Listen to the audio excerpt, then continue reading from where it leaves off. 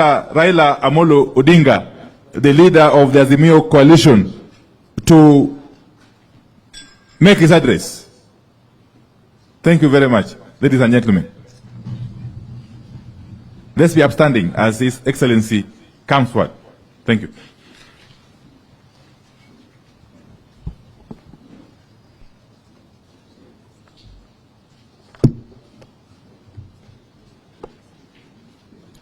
You may be seated.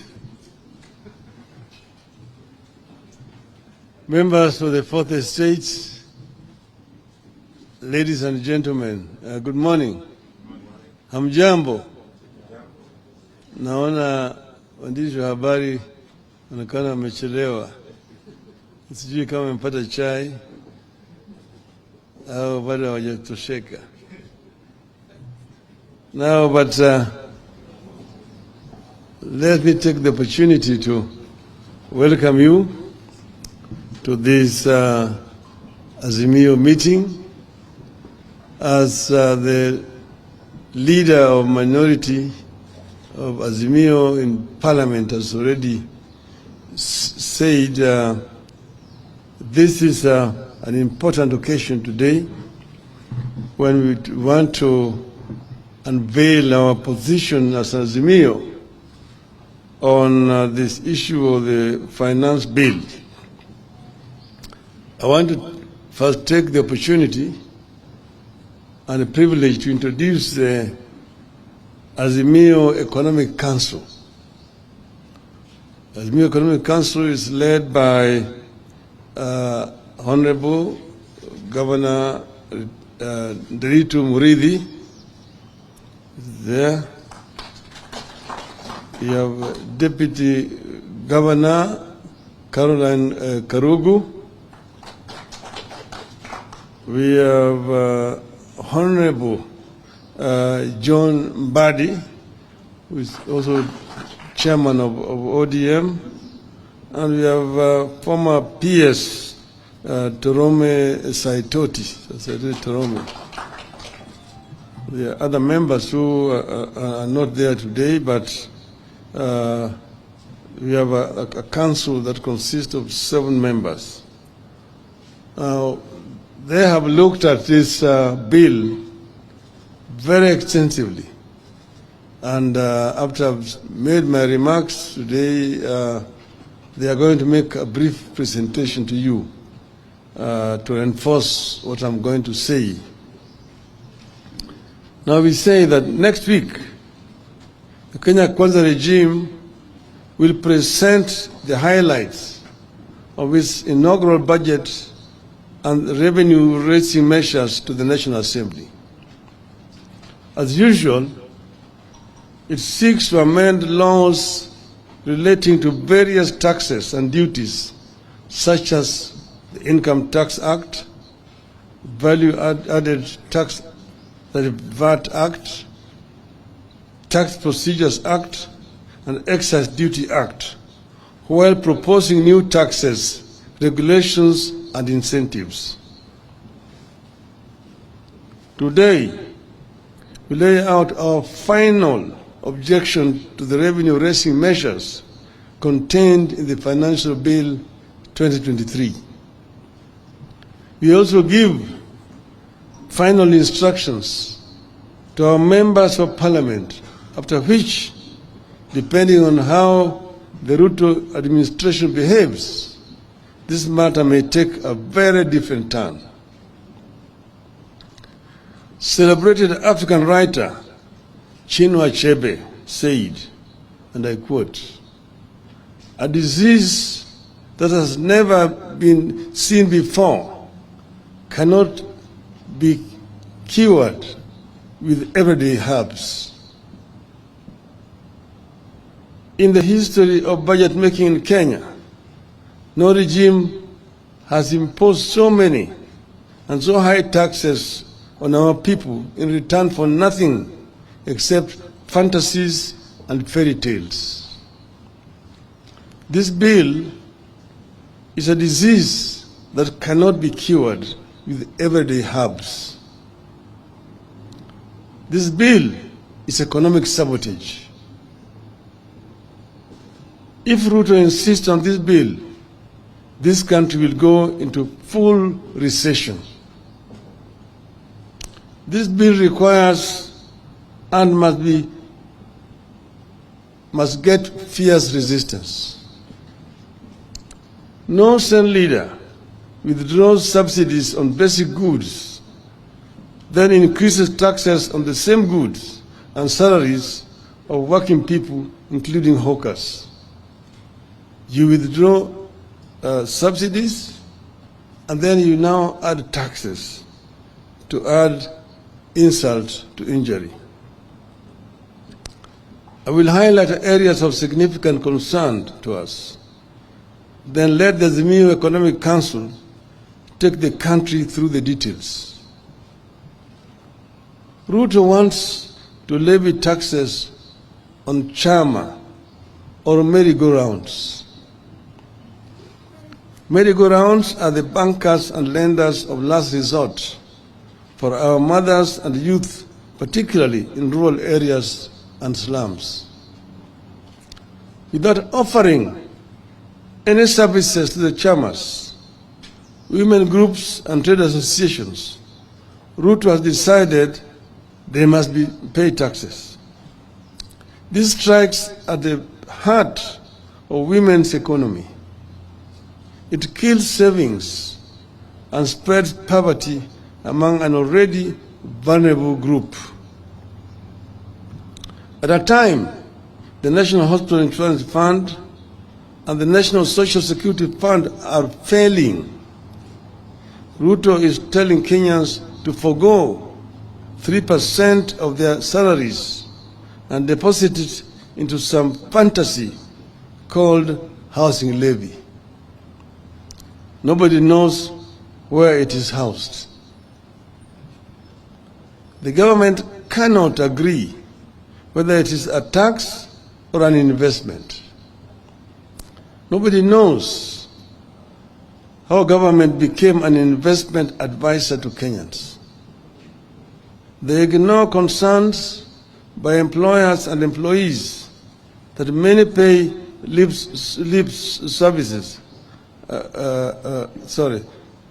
that many pay slips are already overwhelmed by deductions, loans, and lack of pay rise.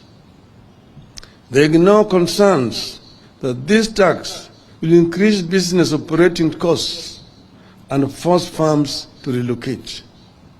Already some farms are relocating merely because of the high cost of energy in this country. It is cheaper to manufacture in Egypt and export back to Kenya.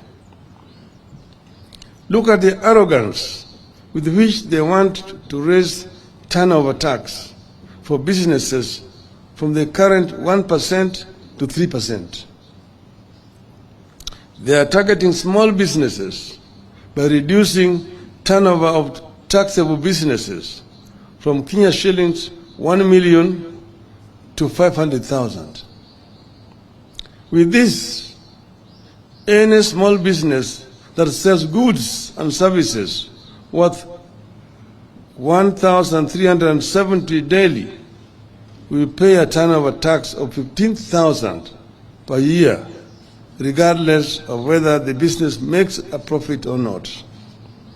That sounds like a memo on how to kill businesses and the economy. Nobody now knows where the bottom-up economy went. The mamamboga, the boda, the juakali, the hustlers.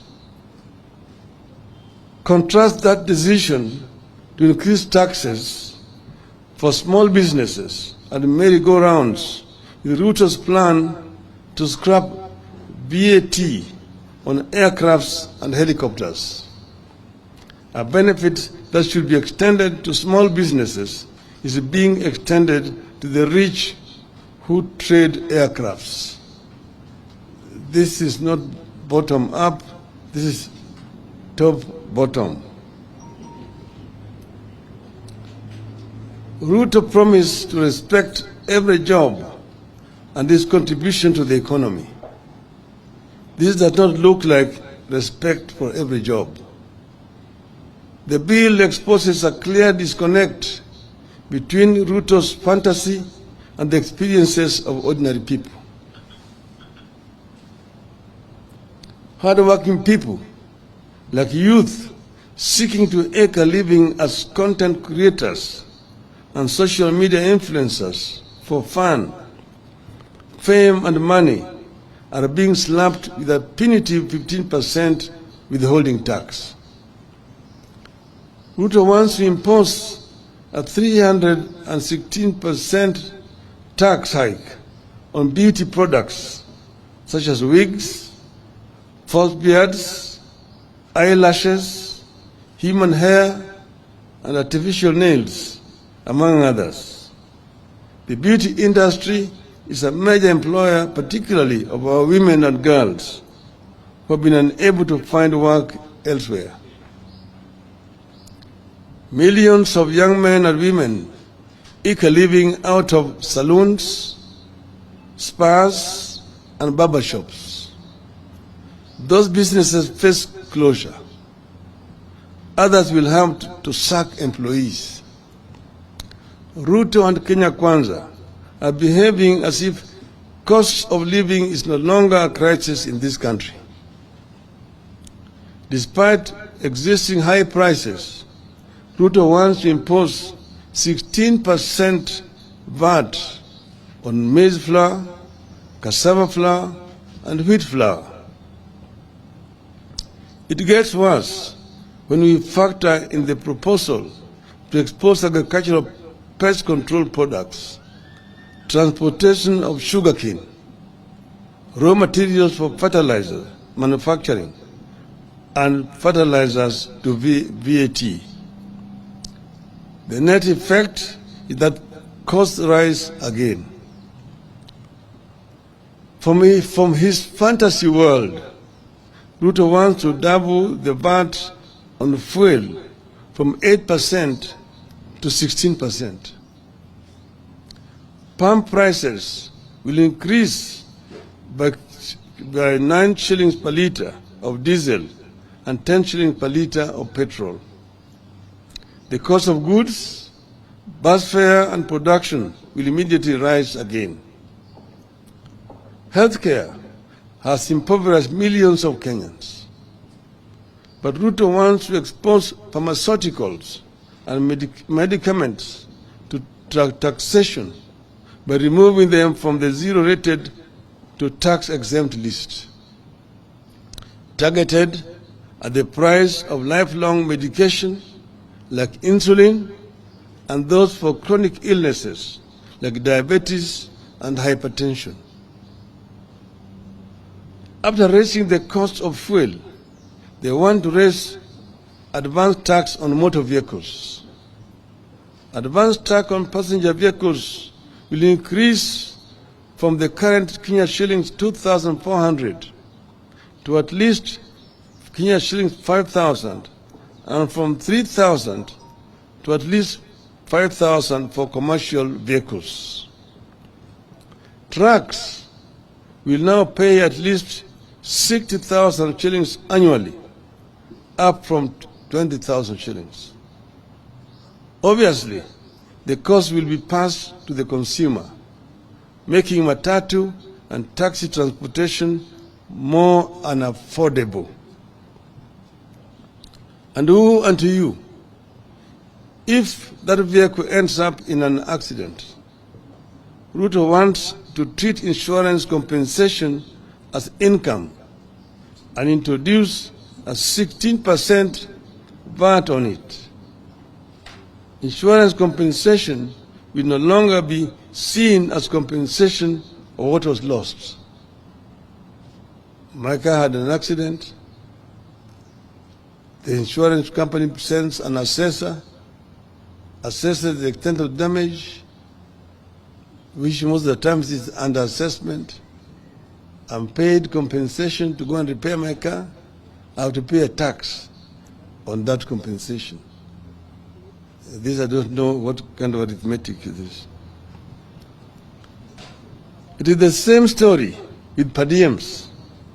mileage and travel allowance of public officers. Per diem will now be treated as an income and attract a 30% income tax. I used to be a civil servant, and per diems are based on the costs of living in the country you are traveling to. That's why it differed from Tokyo, Oslo, New York, Accra, Cairo, and so on. And whatever you did not use, you are required to retire on return. Now it is an income that you must pay 30% on. You could go on, and it will be tax after tax. Looking at the proposals, one cannot help asking, what planet does Ruto live on? Does he understand what Kenyans are going through?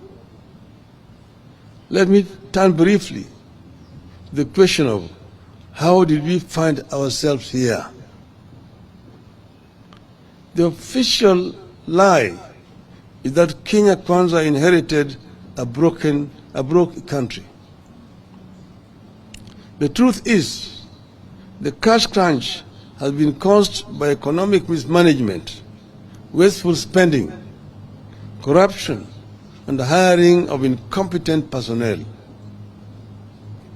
This worsening economic situation has been manufactured in State House and the office of the President in the last 8 or so months.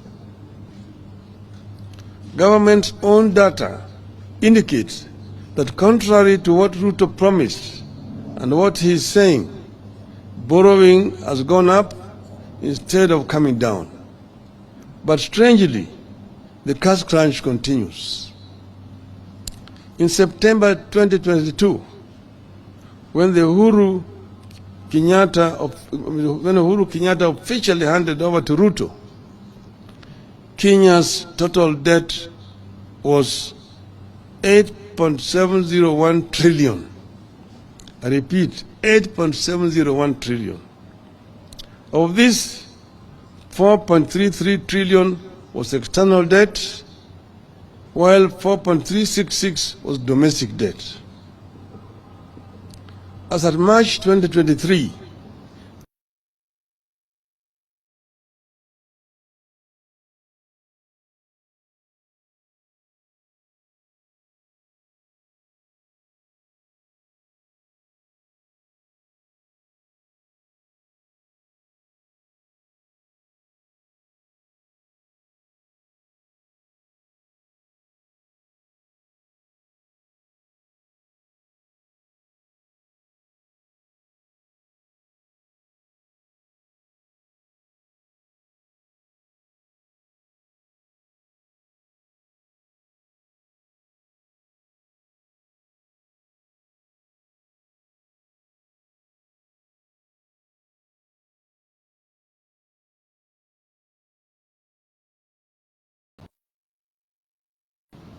to 4.539 in March 2023. We can go further back to the year 2021. Between September 2021 to March 2022, that a comparable period, our debt rose by 405 billion, from 7.96 trillion to 8.401 trillion. External debt was at 4.209 trillion, while domestic debt stood at 4.192 trillion. This was the time Kenya was struggling with the impacts of COVID-19, including implementation of subsidies and the emerging war in Ukraine. But our total debt was still lower than what Ruto has incurred in 6 months' time. Kenya Kwanza has borrowed more than any other regime. They have removed subsidies, raised taxes, but the cash crunch has continued. They cannot pay salaries. They cannot disburse money to schools. They cannot disburse money to counties. They cannot disburse money to the elderly. They cannot finance the National Hospital Insurance Fund. And nearly all major infrastructure projects have stalled. Where is the money going? It is being stolen and being spent on wrong priorities to massage Ruto's ego. And that is not all. Quietly, Ruto is trying to change the country's debt ceiling from the current absolute number of Kenya shilling 10 trillion to a moving number of 55% of GDP. And right now they are trying to bring an amendment into Parliament that will remove the parliamentary authority to sanction increase of debt. The debt level is already 60% of the GDP. To beat that violation of the law, Ruto wants to force an amendment to the Public Finance Act to allow the National Treasury and not Parliament to set new debt ceiling. Which is why we are calling on Kenyans to reject excess taxation to finance wasteful expenditure. It is urgent that we bring Ruto back to earth because he lives on another planet. As this bill heads to the National Assembly, we must remind Ruto that excessive taxation is stifling growth. We must tell Ruto that when people have to park cars at home because of cost of fuel, it is bad for the economy. You must tell him that when Kenyans postpone traveling up country because they can't afford fuel or fare, it is bad for the economy. You must tell him that when people choose to stay indoors because they want to spend less on expensive goods, it is bad for the economy. And you must tell him that these things are happening now here in this country. Rather than burden Kenyans, we want Ruto to undertake the following. 1. Stop duplication of county roles and responsibilities. In the proposed bill, budget for health is growing by 35 billion shillings at the national level, yet health is a devolved function. 2. Adopt a zero-based budgeting. Don't take the previous budget as the baseline. Every budget must start at ground zero where everything has to be justified. 3. Don't grow the size of the budget. Cut it down and live within your means. 4.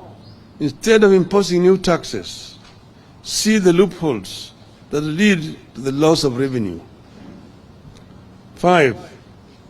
Stop non-essential government expenditures, including the appointment of the chief administrative secretaries. 6. Reduce the size of government. 7. Cut non-essential domestic and international travel. 8. Freeze ministerial out-of-station allowances, ministerial house allowances, and domestic allowances for cabinet and principal secretaries. 9. Stop corruption and theft of public funds. 10. Finally, we ask Ruto to humble himself, withdraw this bill, offer apology, and seek forgiveness from Kenyans for the anxiety caused then and begin afresh. One point I wanted to mention, that the budget for the parliament is 41 billion shillings. That of the judiciary is 23 billion shillings. But the budget for housing which is talking about as his flagship project, is 29 billion. Parliament, with only 400 or so many members, it allocated 43 billion shillings for members to be globe-trotting around. Yet housing, which is saying is fundamental to his budget, is only allocating 29 billion shillings, less than what is given to members of parliament, almost equal to what is given to the judiciary. Is economics upside down. You have noted that the regime has run out of sound bites and explanations for these proposals and has resorted to threats. But we have agreed with our MPs on what to do. Vote against any tax rises.